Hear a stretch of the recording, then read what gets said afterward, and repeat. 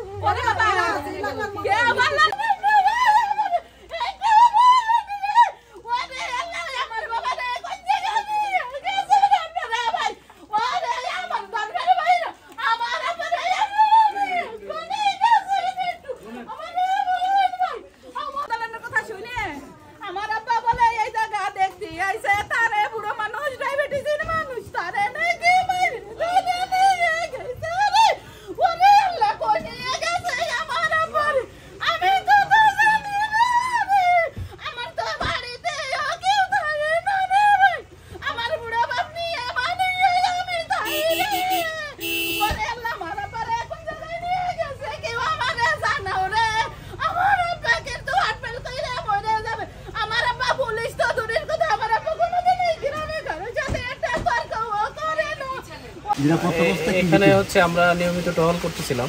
তো আজকে NCP programme উপলক্ষে আপনার একদল অশৃঙ্খল জনতা আপনার এসে একটা নির্বাহী ম্যাজিস্ট্রেটের একটা গাড়ি ছিল, সেটাতে আক্রমণ করছে আর কি।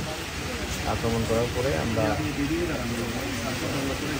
গাছের ইয়েতে ফেলছে, ইট ফেলা রাস্তা ব্যারিকেড দিয়ে দিচ্ছে। তো আমরা মূলত সেনাবাহিনীর সহায়তা, সেনাবাহিনীর সার্বিক জিনিসে আমরা রাস্তা ক্লিয়ার করতে সক্ষম হয়েছি। এখন জাল চলাচল স্বাভাবিক।